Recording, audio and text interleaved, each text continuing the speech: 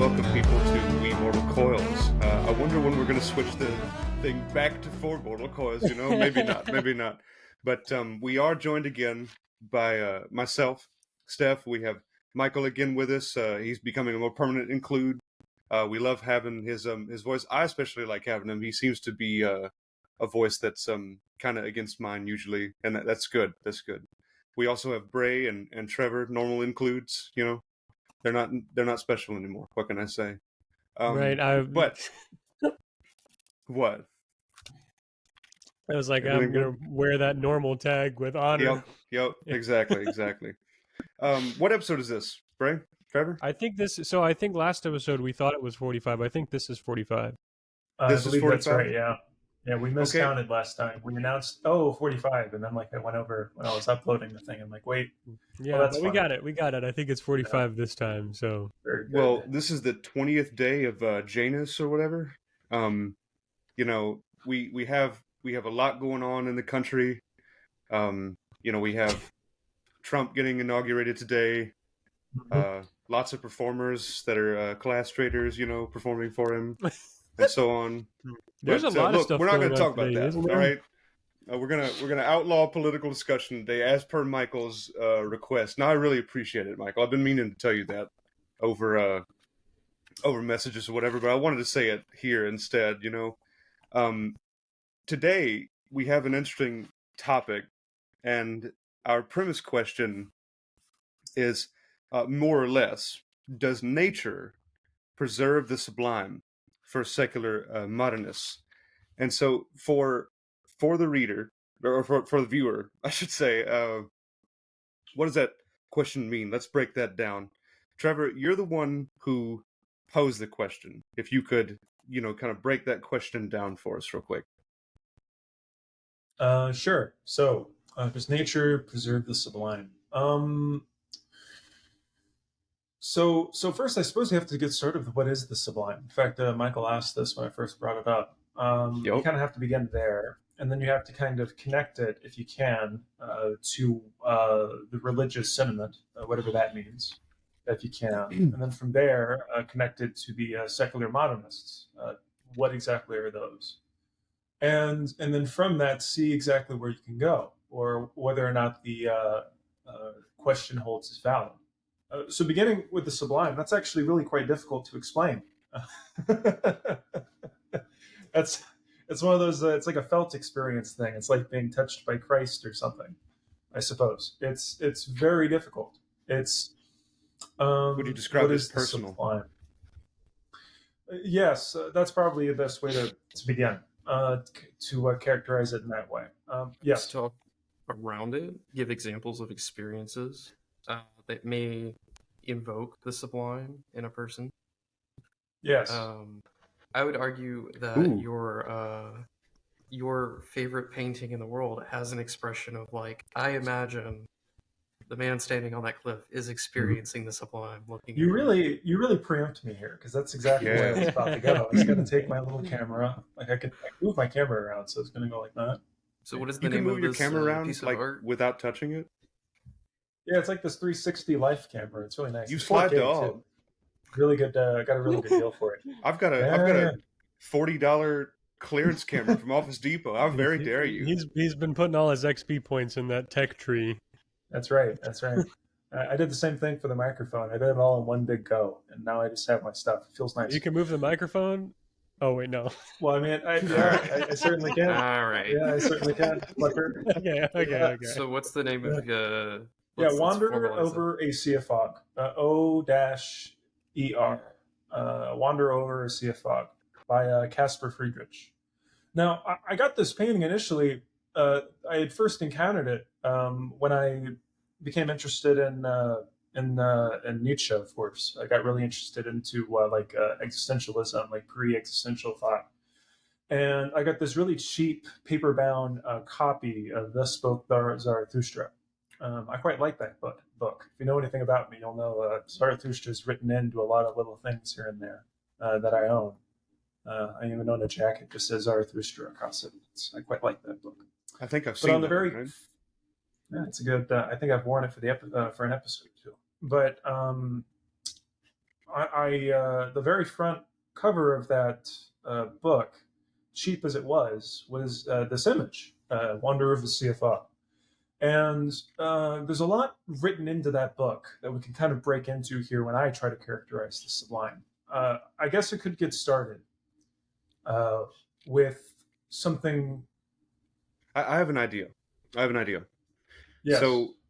So you have started us off on the right track by talking about a personal thing that is sublime to you. Okay? Mm. And we should literally go around the room, so to speak, and try to recall and recount a sublime experience. I have one in mind for myself as well. In so many words, he's announced to us that he wants to share something. Go for it. What did my signal chop out or something? A little bit. Oh, Yeah, the Yeah, internet's I pretty heard bad. I heard what you said though. You Are we wanted going? us to go around and give our own examples, right? Yeah. Yeah. Yeah, certainly. What's interesting is for me, I actually do correspond experiences of the sublime predominantly with being in nature, specifically like being on hikes or observing sunrises. Um, though I would say I've had a handful of social experiences.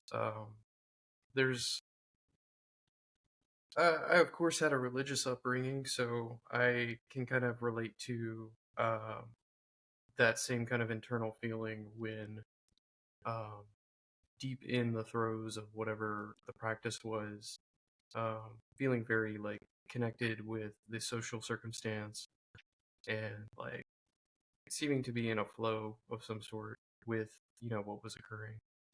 Um, in some group projects, like I've had one or two group projects where we actually were all on board. We were all like synergized, and in that kind of like moment of we're all sitting there working on the project, there's kind of a beautiful like, yeah, we're all working on this together.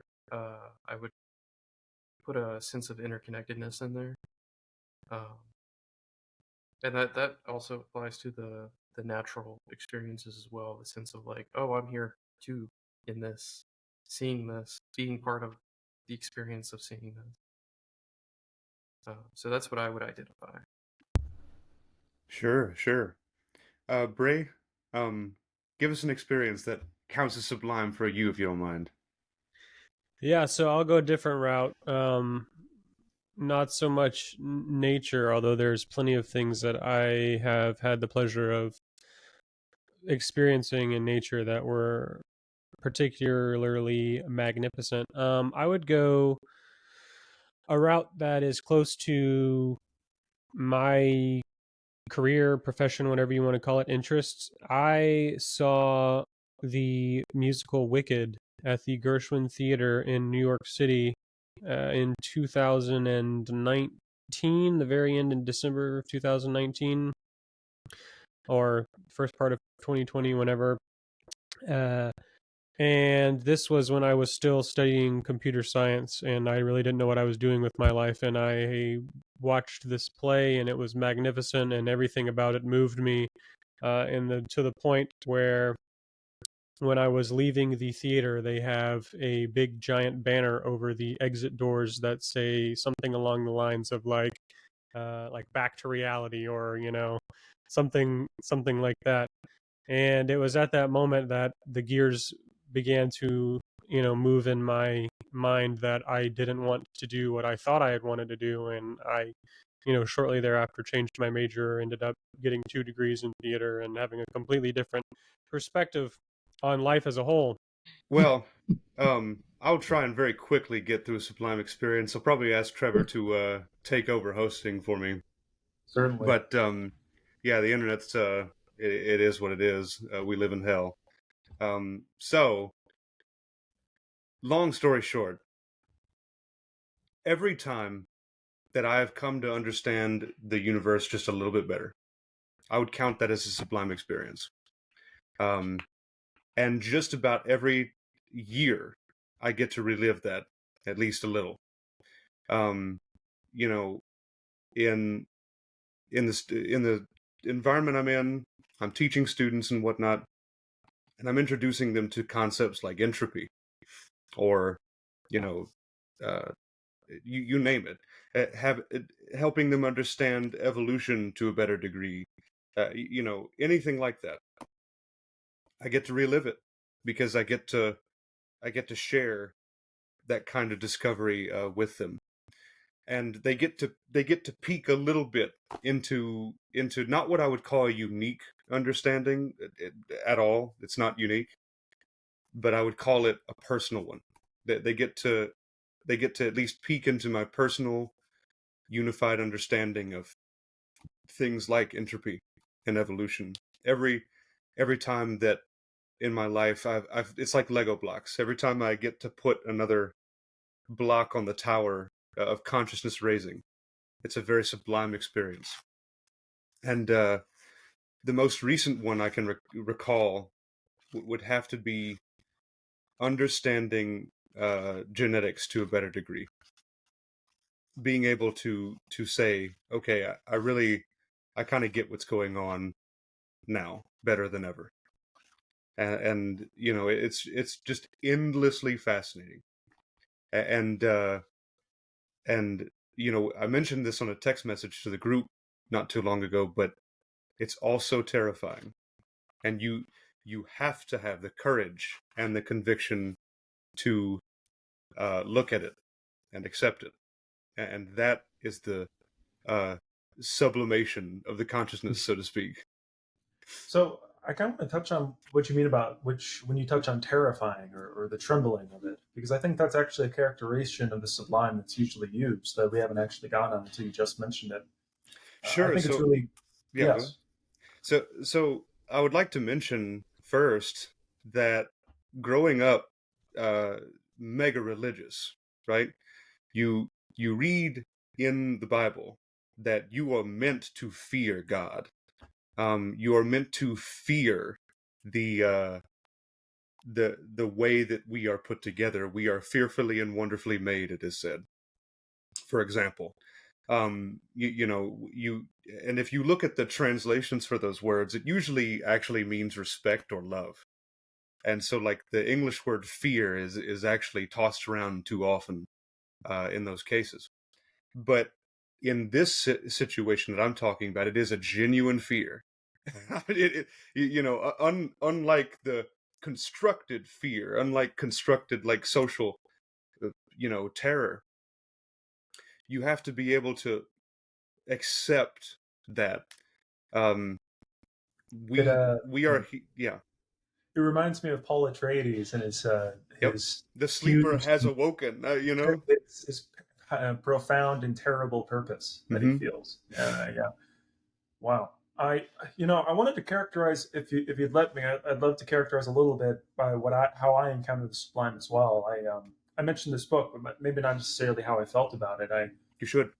Yeah, I was thinking about it while Bray was making his point. Uh, so the sublime for me, the way that I encountered it is in the terms of looking back or a realization of a moment, not necessarily the moment in itself, which may go against what the sublime is all about for some, but I think it might still be useful. So for me, the sublime is a was the climbing of a mountain, the climbing of the vistas and the plains to reach the very very top. This is a story that I've experienced. Going to the very top of the to the dome, looking down upon the entire vista, all of the valleys and the rivers and the plains and the sunlight and the glow, to see all of these things. It is that, but it is not that exactly that moment to reach the very top. The sublime is the realization that feeling that you feel when you reach the very top and look down upon all of reality and the wind swept beneath your very feet. It's the realization that sentiment is absolutely applicable and is within all of being, all the way up to the very top of the mountain. Yep. Every moment, as from the beginning of the trail to the very top, every moment of your being is actually that sentiment.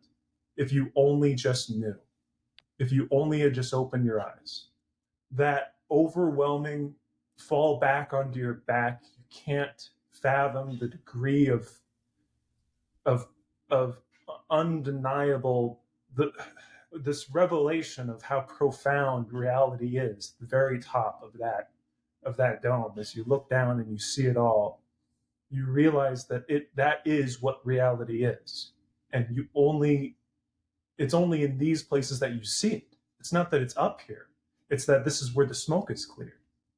It was always there. Right now, it's there. You can, in so many words, you can find God in an ashtray. It's applicable to all things, and that realization is the sublime. And now I kind of want to connect this to why I brought up this question, because there's this scaffolding that exists that we are raised with that I think needs to exist in a strange way. You may disagree with me on this, any of the three of you, that we enter into reality with, whether some sort of dogma that through which one can encounter the sublime or the sentiment. Things such as Christian dogma, Catholic dogma, or Islamic dogma, or all this or all that. But it feels as if, they all feel connection to some irresistible feeling, this irresistible force. For Christianity, it's faith in Christ. For Islam, it's submission. It changes everywhere, but it feels as if it's many different hands on a single pulse, a beating pulse. And I suppose what I speak of when I speak of the sublime is being able to see the pulse after the dogma, or better said, before it. You have to see it after, because you've entered into this world with dogma. But at the end of the day, what you're trying to do is see what it was before. And that's more or less what the crux of this question was. How somebody who might consider themselves after their own dogma, looking at things from over the hill and outside of the way that they were raised when they become, I suppose you could say, an adult, when they return back to their own deep sense of religiosity and try to understand what religiosity means outside of a centralized frozen dogma. And that's what I speak of when I say the sublime. It's trying to return back to that central pulse, regardless of what someone else has told you. I would like to bounce back on that very thing, just in case I can't be here for the whole episode or anything like that. But I would also like to offer some opposition. All right, and it may even be weak opposition. All right, because I think anybody who used to believe in a god or gods and now does not could identify with what Trevor has just talked about. I really believe that. I think it's pretty obvious to me that the religions of the world are trying to measure this kind of pulse that Trevor's talking about. It's just the degree to which they fail to actually measure anything, is what I would like to talk about in opposition. And let me explain. All right. It has been my observation countless times from small social interactions to all the way to like politics and like these meta social structures and whatnot, that people who truly believe that like the world is here for a purpose or a design, they have this thought that I can derive what I'm supposed to be doing from this design, and it influences every bit of their behavior and even their thoughts, and it's dangerous. Whereas by any metric we can measure, this world is not here for a purpose. It is. It's just like what Trevor was moments ago talking about. You stand upon that hill in the painting over there and you realize that the smoke is cleared, and the reality is here, and there's nothing you can do about it. No matter how much you meditate on it, you can't make this stuff disappear.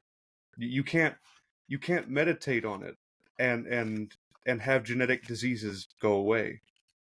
I love Thomas Harris's line from Silence of the Lambs. Clarice Starling, FBI agent extraordinaire, is talking to the serial killer Hannibal Lecter, who, quote, whose mind cannot be measured by metrics of man. And he says to her, typhoid and swans, it all comes from the same place. And he's right. That quote is more right than most people care to admit. The most devastating things imaginable and the most beautiful things imaginable come from the same exact place. And like I say, I think that there's a great deal of opposition between that. One is, so to speak, looking down, and one is, so to speak, looking up. All right, and if that doesn't make very much sense, I mean to say that in the kind of thoughts we apply on nature, the people who believe that it was designed for a purpose, they're looking down. Oh, Oh man, I was enjoying that. yeah, he's doing well. Side question. Oh, there he is. He's back. Oh, okay. Hey, Stefan, can you run us back through? You were just saying that there was a way to look down at it and then a way to Yeah. look up at it, and that's I think where we lost you. I hate it so bad because I literally had like 3 more words to say, Oh. but like all I mean to say is that it's my observation that people who believe that the world is designed or whatever, and then they take their own, design from that, they're the ones looking down. Yeah. They're the ones who think that there's nothing else to discover and that God has all the answers. And those of us who know that the world just is are the ones looking up, and the ones who can actually have an optimistic mindset, for example. Just as a small example, I think that's I an like it. interesting.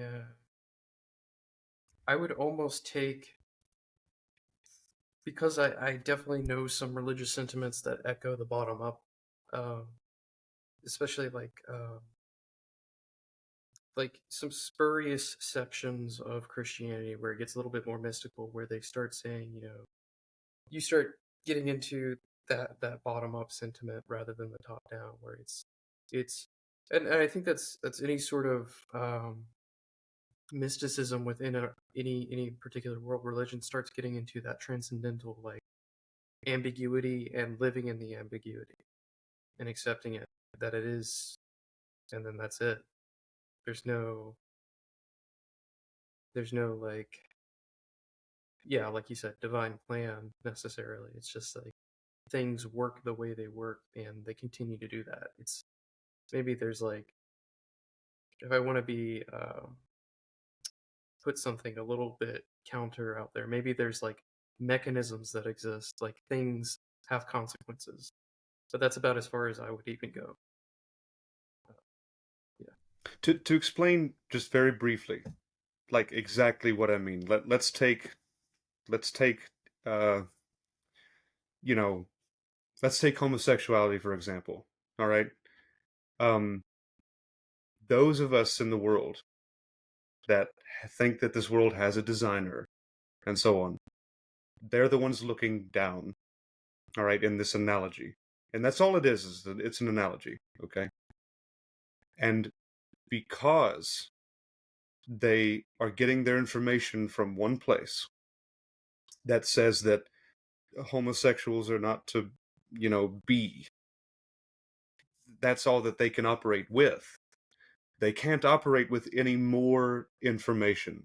They cannot adjust their view.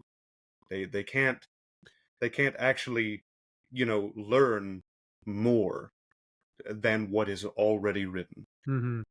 And that's a very tiny example of what I'm talking about. Or at least they think so. That's what's sort of interesting about this, because there's kind of an extra dimension to it. There always is. So it's it's one of those things where they believe that it is so, that they cannot change, and that reality is structured the way it is written in the edicts of this book, let's say, or books. What's strange is we tend to evaluate and change over time pretty dramatically over the last few thousand years. The way that we conceived of, and when I say we, I speak of we Catholics, let's say, conceive of reality actually changes as the centuries go by, even though we're referencing fundamentally the same things. For sure. And that's kind of strange because it feels as if there's this tightness that is applied, the scaffolding that is applied by referring to the Holy Book, and it allows for a certain amount of efficacy and solidarity in one's opinions because it's all referenced back to this holy work. But that's sort of a this is sort of a meta or a way of thinking, a way of conceiving reality, which is itself distinct from what actually is on the floor, what is actually happening, which is that things do in fact change. Just like how go back to gay marriage, the way that gay marriage was evaluated by and large by Christians or by presidents or by anyone in the United States up until Obama had it or whatever powers that be federally recognized it back in I think 2012 or 2014 actually I think is the exact date. So it's kind of funny up until that point. Literally, you have like Barack Obama, you have Hillary Clinton, you have everybody, you have Bush, everybody saying that they are a Christian. And by my Christian stuff, only a man and a woman can get married. And suddenly now, here we are, like post 2014. There are many Christians who have absolutely no qualms with gay marriage whatsoever. It's like, well, that's their business. I won't do it because I'm a Christian. But that's their business. And it's kind of interesting the way that we evaluate these things. It changes over time, and the way that these different ideas juggle and interact with one another changes all of the time. It's sort of a separate meta or a separate narrative. I would love to hear more from Bray on the subject. I mean, you know, at you know, I would like to know if my analogy like hit any buttons for you, more or less. I think so. I think that's what I'm trying to figure out. So this may make some sense. I understood what you were saying about the up and the down. I feel like if you belong to a particular religious denomination, then your worldview, let's use that word, has sort of been prescribed to you, and you cannot alter that worldview unless you decide to start a new church or denomination. And then, in my opinion, you are just you are either making shit up or you are taking liberties with the written word, but that's a completely separate conversation. All of that aside, I've been doing a lot of thinking lately about this sort of concept that I like to call virtual personalities, and I don't mean that necessarily in like a digital sense, although it absolutely encapsulates those as well. But I've been thinking about the different faces or masks or personalities that people inhabit throughout the course of their lives, and how those are obviously affected by material conditions or particular belief structures imposed upon them either by themselves or by external forces. And I'm really curious about how that intertwines with concepts like freedom and things like that. And so when I talk about a personality, you could consider somebody of a particular religious persuasion to have a sort of set in stone personality, so to speak. Like it has been given to them. If you are a Catholic, here's the catechism of the Catholic Church. Here are exactly what you believe as a Catholic. And of course, all of those things can and often do vary on an individual basis, because it's not like we just stamp you with a Catholic stamp and they necessarily vary. Like right. Especially the Judeo-Christian God, who is responsible for all things, like all meta things are belong to him. It's especially in that case, he can't not be a personal God. Uh-huh. But the reason I'm saying all this is because I feel like there's some sort of avenue here with the sort of stuff that I've been thinking about. From my perspective, talking about the sublime is all associated with the individual and their quest for meaning and personal fulfillment. And I think the way that a lot of people do that is they develop personalities that function for different things. So I have I'm not going to call it multiple personality because that's a different psychological topic, but perhaps you can sort of derive what I mean by that. And like, I was reading a book last year by John Cowper Powys called In Spite Of, and one of the chapters was on madness. And the way that madness was used in the book was for people who say you were convinced that, or you convinced yourself that you were actually, you know, some sort of, let's take a more practical application. Let's say you're someone with radical politics and you believe that there's a lot of serious stuff going down in your country and that there, you know, the government is out to get the people or exploit the people and things like that, and you are one of many people who are the only possibility for a better future. That's a very particular perspective on the world, the country, the nation, and that particular portion of your life. And you can absolutely adopt what I would call a virtual personality that from that personality spreads a narrative that gives you meaning. Like, my entire purpose right now is to combat this exploitative system and free my people. And I mean, we've written books, filmed movies, created video games all about that particular type of narrative. And in this book by Powys, he's The talking Prince of Egypt being one of them, you know, the Mosaic yeah, story. right, You exactly. know? And my point is that in this particular chapter, what I derived from this chapter was that even if you are under some sort of spell, let's say, that you are, you know, and he's using exaggerative examples, like if you thought you were the reincarnation of like Abraham Lincoln or something, he's like, fuck it, go do it, as long as you aren't like really causing problems. Like, live that, that's your narrative, that's your meaning. And so I think there's something sublime about the ability to adopt a virtual personality and create this sort of self gratification and self satisfaction out of molding that for yourself. And it reminds one of method acting. Right. Well, we're all acting all the time, and I'm comparing that to sort of this more theistic, or rather, let's just say, not secular modernist perspective that we're trying to analyze. And it feels like a secular modernist is more free to create that path, to dig that trench through life themselves and pick up, you know, something, as opposed to a theist, because you've been convinced of something by an authority rather than through your own exploration of the universe. And maybe those lines are a little bit more blurred, but I would love to hear, Trevor, it sounds like you have something to say. Yeah, It definitely would seem blurred. Yeah. I want to mention, like, your search for freedom and your characterization of this through freedom and individuality is a very secular modernist way of looking at it. Oh, absolutely. The meta of this is like you choose to evaluate it as you choose to evaluate it. And you're giving it all of these positives because you are a secular modernist and an individualist. And this is genuinely the way that you enact your being. Honestly, what I'm doing right now is agreeing with you. But this is exactly what you're doing. And you're doing it so much so that even the measurement at which you evaluate the entire system at large is itself an attribute by the way that you of the way that you evaluate systems.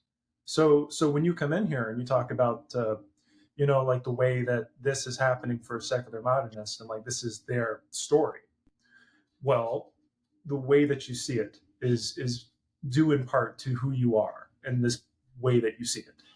I know it sounds like I'm being a little circular there. It's a little hard not to. Well, so I mean, but I want to mention, I get what I want you're to saying, characterize this. but Yeah. I want to offer just one piece of opposition to that, just very briefly.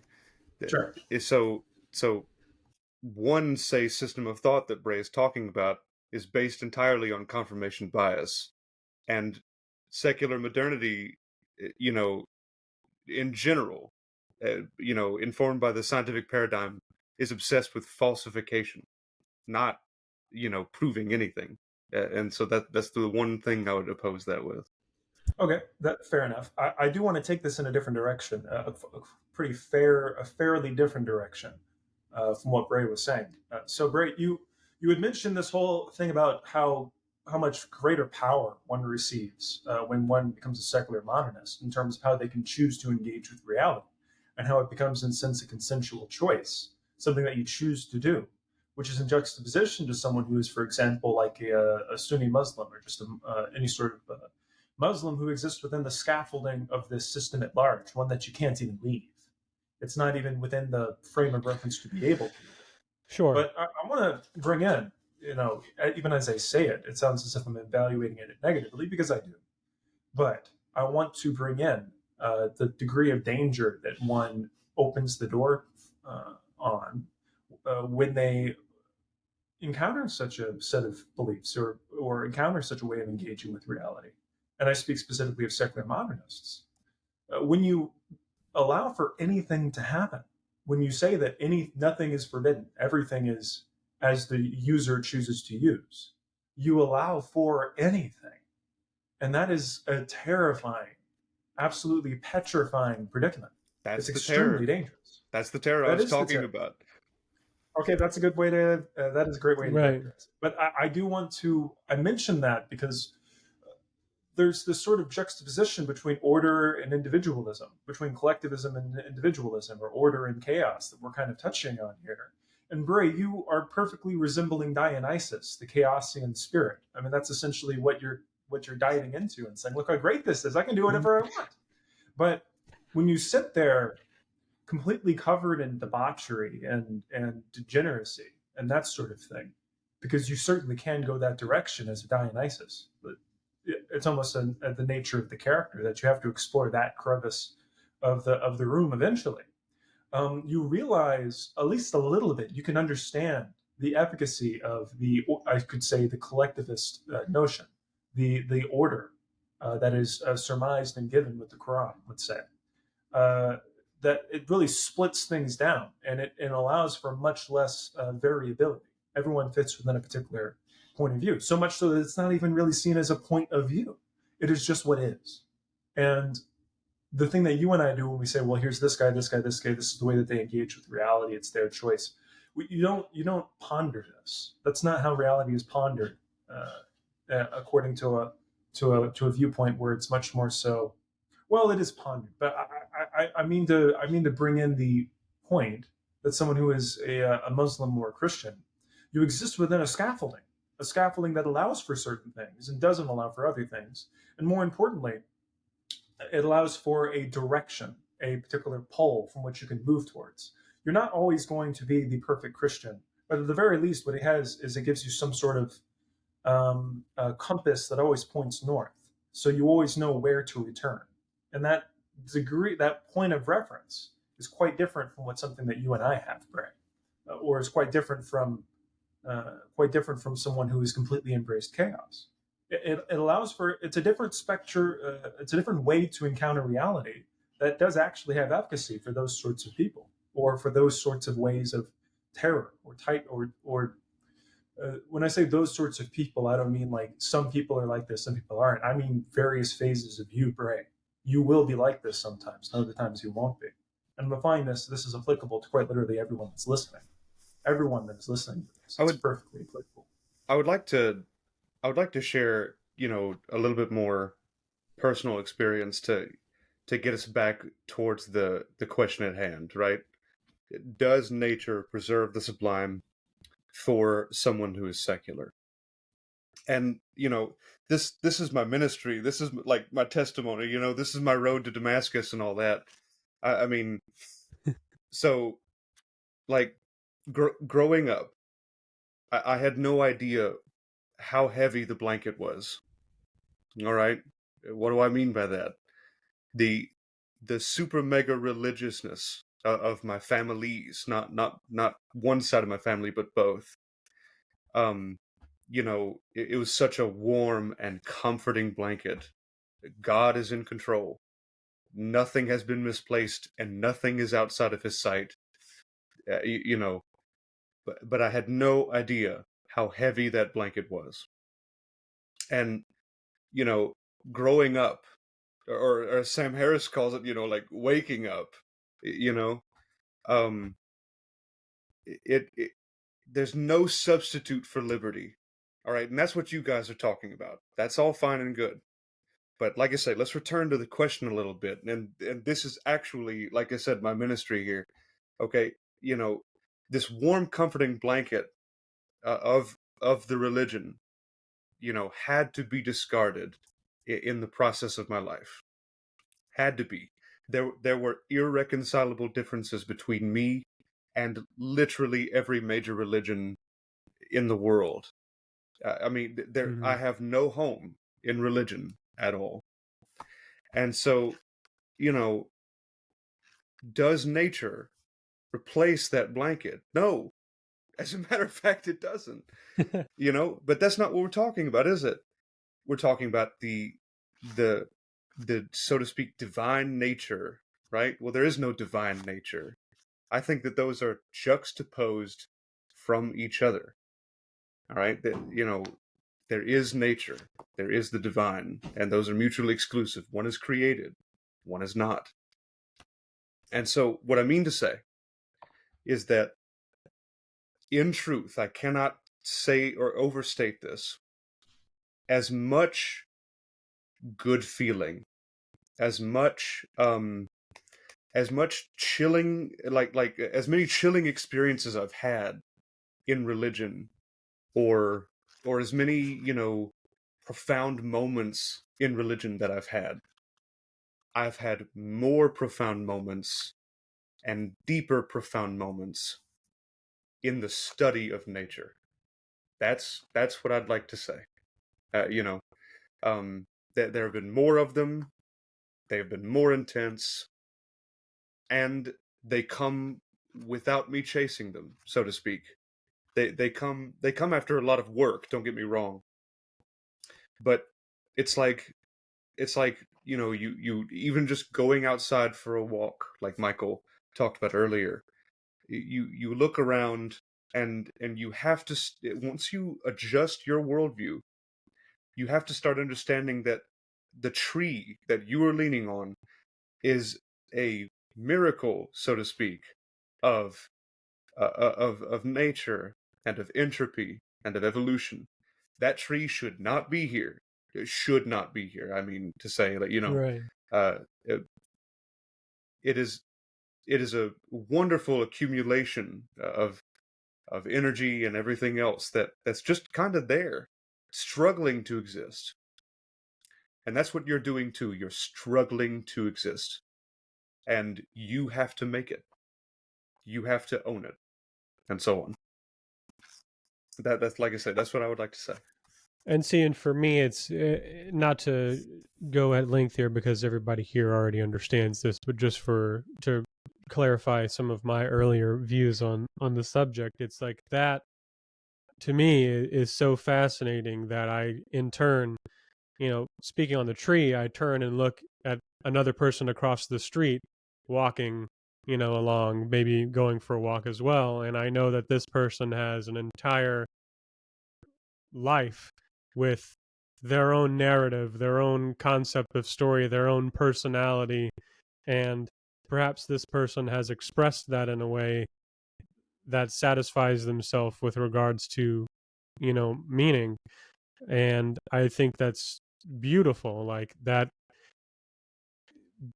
in this cosmic soup, somehow we are capable of like life was created on this one planet, and one of these particular species ended up being capable of like reciprocating its exactly need. Yeah, it's mind blowing. To shorten it up for you, let's say it this way: somehow in this cosmic soup, Wicked came out. Right. Like I'm serious though. Like Right. it somehow in this cosmic soup, a bunch of apes have decided that this is the story of Wicked. Yeah, and a bunch of something apes very special about found that. out too much and then decided they needed to fix that. I don't know. That's sublime for me. It's maybe like one of those classic examples of like, well, there is no God and every man is his own God type of deals. And that's what's beautiful to me, is that we are all the creators in our own lives on our shared planet. I want to mention one thing that I think might be helpful for the way that I visualize the sublime in this sense. I want to hear what you'll think. So I became interested in Zen for a period of time, and I read a book about Zen tea ceremonies, that sort of thing. Um, sitting down. And if you don't know anything about a Zen tea ceremony, it's really quite reserved. In fact, there isn't any talking. There's no speaking. It's very quiet, and you sit there out wherever it is you would choose to sit. Let's say it's outdoors, besides the tree, the park, and you sit perfectly there in that moment and just sip on tea. That is the full extent of a Zen tea ceremony. Eventually, you start to trade. When you finish the tea, you start to trade teacups and look at them. You look at them from the front, from the back, from the inside, from the outside. You just observe them. You observe them together, you and your friends, as you do this tea ceremony. Now, the point of the tea ceremony, in a sense, is to notice the, I suppose you could say, the emptiness or the presence, the total presence of being in this exact moment as we do this tea ceremony. It's to see the beautification of reality in the collection of small dust mites that you ever noticed, and then very early in the day, like at around 11 a.m. You'll notice the sun hit your window and then go into your house. And then wherever you look, you see like the little debris of skin flakes, whatever that is, as you walk around. You see that just in the starlight. You see that in the sun. That imagine a single instance where you stand there, and that is all that reality is. Just these dust mites and these little skin flakes just flowing and floating in the wind, floating in the air, embraced by the sun. That moment, that sentiment that you can remember right now, is itself undeniably beautiful. And it is incredibly hard to encounter how undeniably beautiful it is. And you can get lost yourself in your narrative or in your story if you so choose. But at the end of the day, here you return to this exact point. Yeah, please. Go ahead. I would like to comment too. You can take this too far, people. But like, dear viewer, you can take this too far. Like I've known some people who would look at what he's talking about, what Trevor's talking about, the sunlight streaming in, and all those particles there, and all that indoor pollution there and whatnot. I have known some people who would be like, "It's just Brownian motion. Get over yourself." It's like, no, dude, you're missing the point. You know, like, think about it. Think about what you just said. Yeah. Look at all that Brownian motion. It doesn't matter. No, that's the point. Look at all that Brownian motion. Like, look at all of that. And you can take this, like, you can't take secularism too far. Okay, I'm not gonna say those words. I would have to hit myself, But so I kind of want to change the lens just slightly on that. So when we say Brownian motion, I think that kind of takes us away from what it is, what being is. So Brownian motion, that is a fantastic way to characterize it. That is how to characterize it. Richard Feynman said something about this. Yes. Like in the interview back in the day, I think he was in the UK, and they were asking him about, like, his fantastic mind and everything. And of course, Richard Feynman was eating that up. He had some narcissistic tendencies for sure, but we can forgive him a few of those. Yeah, me too. Exactly, we all do. And so like they were just stroking his ego, but he was still saying some very, very important stuff. Like, he was still on task, so to speak. And he was like, just because you know the name of it does not mean you exert any kind of control over it or anything else, like, this, that, and the other.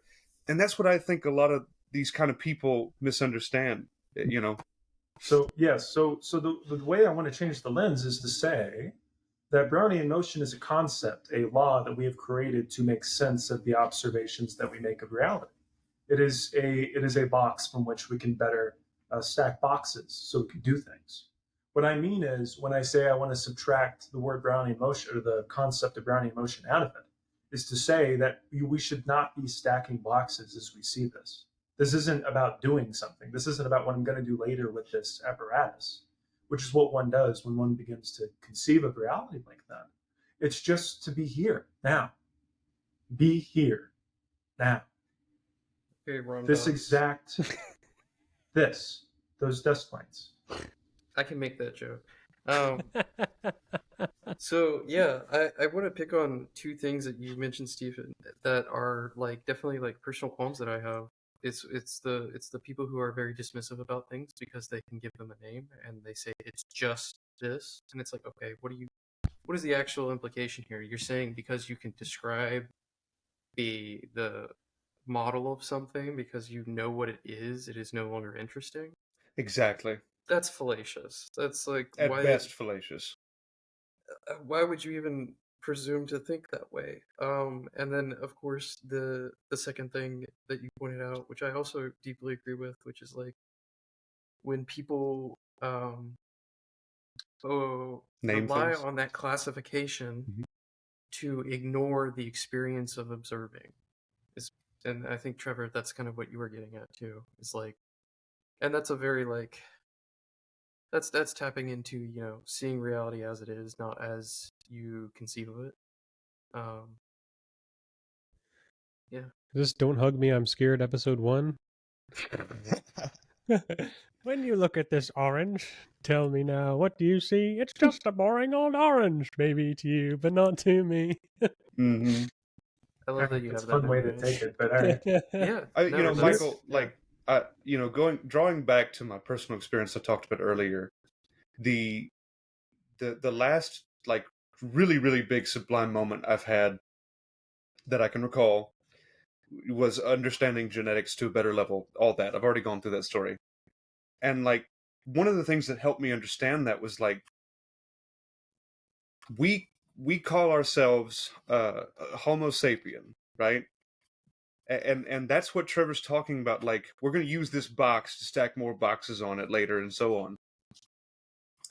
And none of that matters. Like, there's actually no such thing as a discrete species. No. Like, we all, like, every organism on this planet more or less shares the same biochemistry. Like, you know, to sit here and to believe that there is a division between you and the bacteria is to be wrong. You know, we use bacteria nowadays to synthesize things for us. You know, or you know, we use pig insulin to help us and so on. And you get my point here, Michael. Like, you know, that sublime moment of understanding that there's actually no such thing as a species. It's just an accumulation of genetic data or of these like so-called cartels of genes, so to speak, and blah blah blah. It goes on and on. We exert no control over the situation, but by naming it and so on. Yeah. Yeah. It's in the Big Bang. The Brownian motion of Brownian motion. Yeah. Well, I'm not sure exactly how long we've been going. A good hour now. At least an hour. Yeah. Mm-hmm. It's hard to. So I think to kind of summarize this episode a little bit, and I want to hear what y'all think. Essentially, the Sublime is. It just simply is. And religiosity is one tendency to attain what is. Yeah. It is one tendency, but it is only one tendency. And if the Sublime simply is, it's applicable and available to everyone.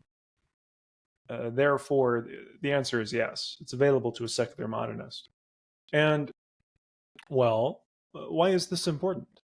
Well, we kind of, one of the issues I think that secular modernists have, something that like atheists have sometimes, is they have a way of, especially the particularly militant ones, is they break away from religion and then they see and despise everything that they see about that thing which they had left behind. It becomes an object of their, not only their dissatisfaction, but also their revelry, as they can tear it apart and of chew on it. embarrassment. Yes, they can set it ablaze and tell everyone that they are a fool. These sort of things. But when they do that, they do it at their own. They do so, and that creates a very unfortunate situation where they can separate themselves from the very notion of religiosity or the sublime. or spirituality. They can alienate themselves from this sentiment, the sentiment that we've been speaking on, of the dust mites and the Brownian motion, or not even the Brownian motion. It's so much more than that. It's just being, just present being. They can separate themselves from this sentiment, this revelatory feeling, due to this sentiment. And I think it's important to realize that it is quite literally applicable and available to everyone. And I think one of the points, at least of this episode, was to more or less help pivot, at least our thinking, the four of us, and maybe and our three listeners, yes, towards a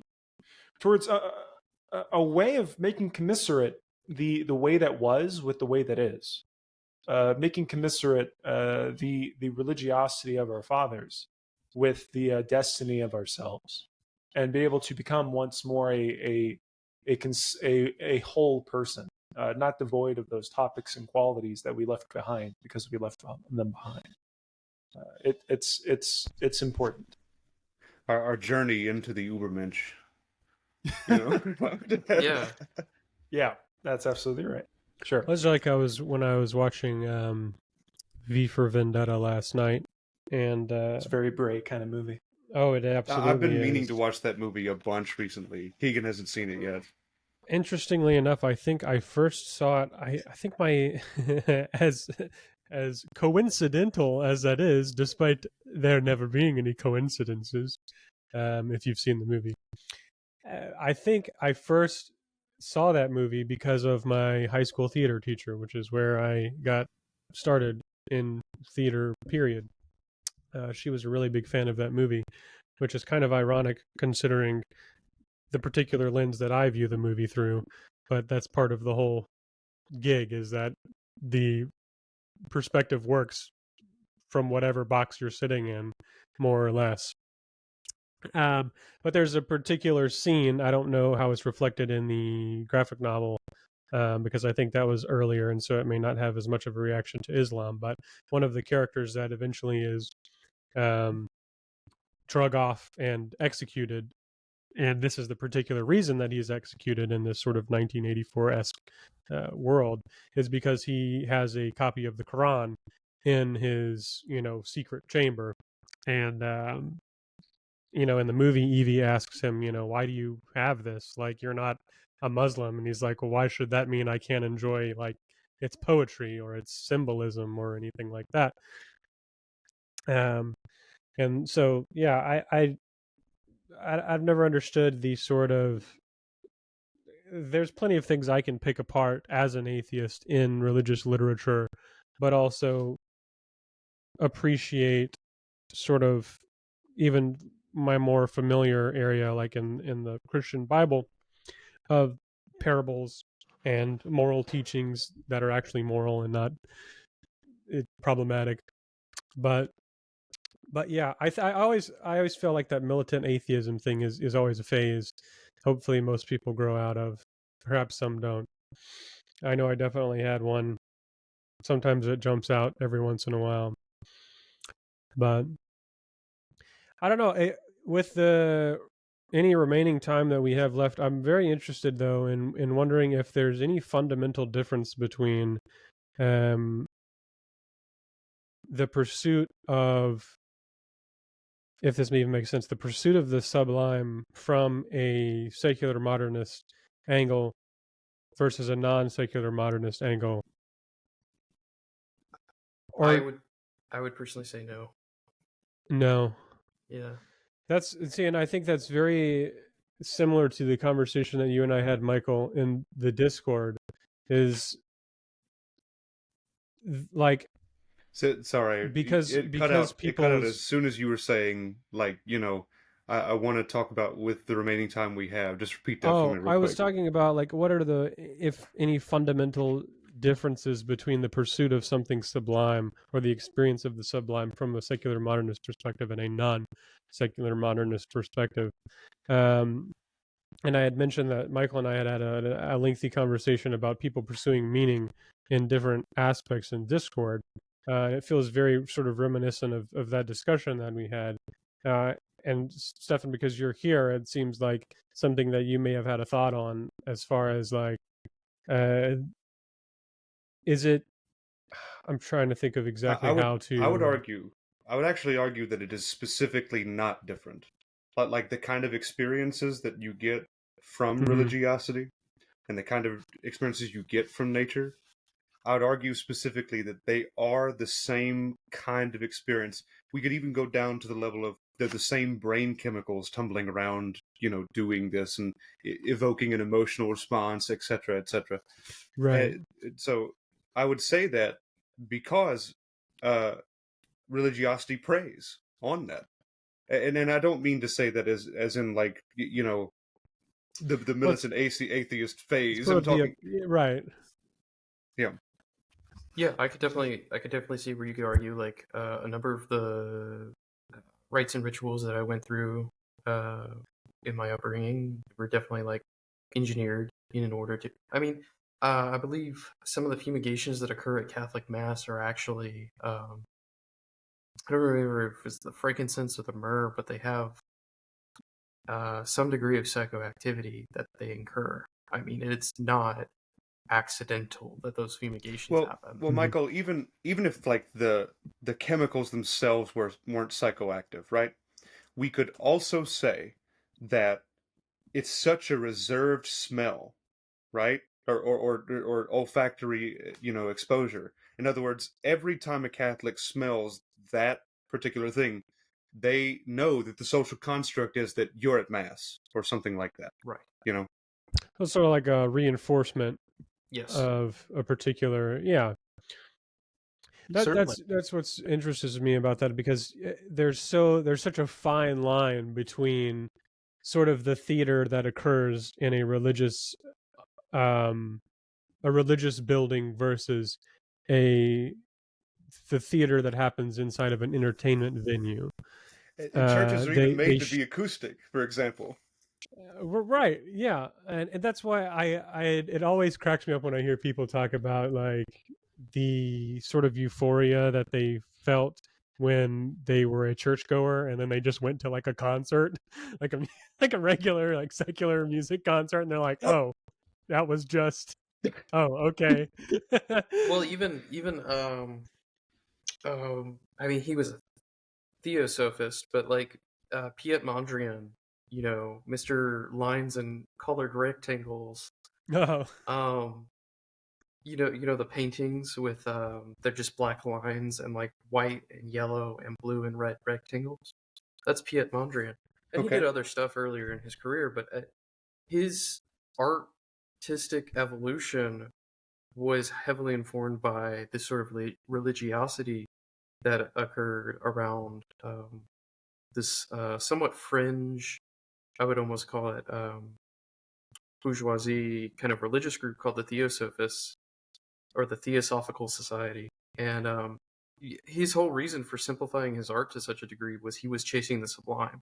He was chasing what he called um, I don't remember what he called it, but he was effectively chasing the sublime through reducing his our term is vocabulary, but basically making his paintings as simple as possible in What their was he shapes and the Michael? colors. Was he the one with the female partner that like told him what to do and he just did it? Was that the same one?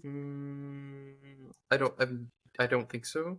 Well, so because recently I watched a video on someone who actually does something very similar to what you're talking about, but each painting is actually a conversation Mm, where the woman behind him, who isn't his like life partner but is like his partner in painting, tells him what she wants to see and he executes it. And in that way, the painting is not one person's; it actually exists between them. And it was very hmm, interesting. I just wanted to know if those are the yeah, same people. no, that's very interesting. Um, yeah. I don't know what his personal life was like in particular beyond how it informed his art and his like kind of religious sphere things. But he was chasing the sublime. I can guarantee you that's what it was.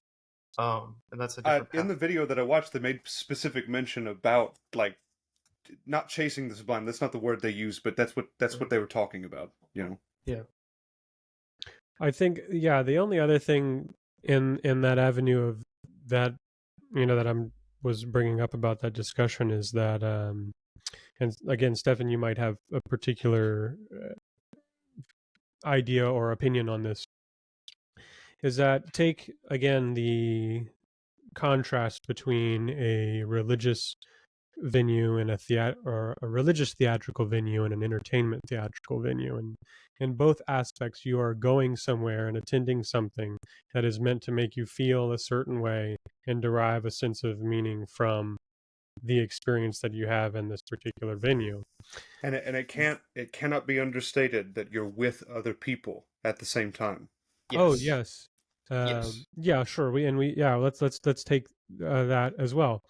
But for one of these, the intent is that you leave and let's say you experience what could be called the sublime at both of these.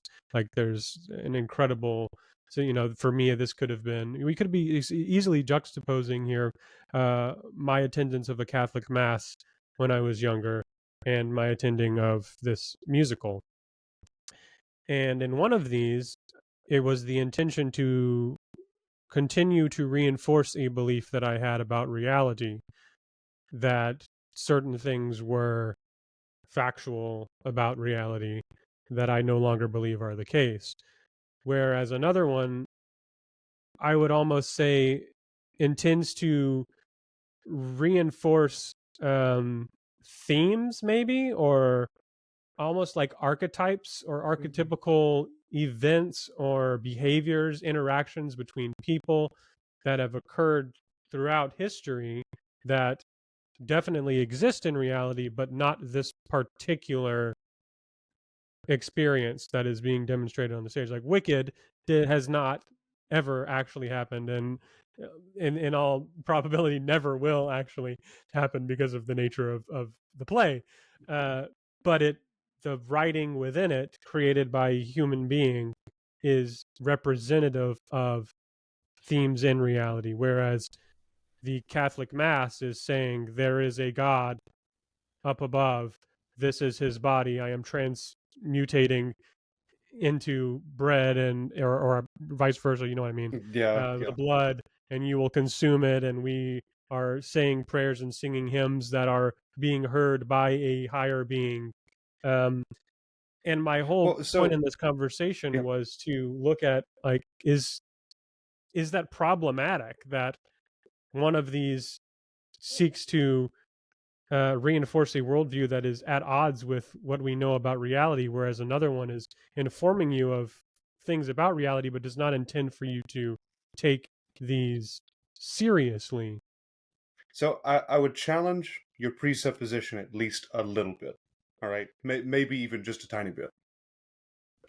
Keegan and I don't go to mass for several reasons. Okay, but at least for me, the chief among them is the reinforcement of a worldview that we simply cannot agree with. Okay, and that's all that you said. That's done and dusted. I would Sure. challenge your presupposition this way. Keegan and I go see really far out there, as far as we can get, like, art pieces in like movies and whatnot, really strange movies, really, really, out there type of stuff. And here soon, hopefully, out there types of plays and performances and et cetera, because it challenges archetypes. Mm-hmm. Because instead of reinforcing archetypes, it challenges them. It explores, what these archetypes actually mean, where they come from, and how they can be dismissed, if they can be. Do you see what I mean?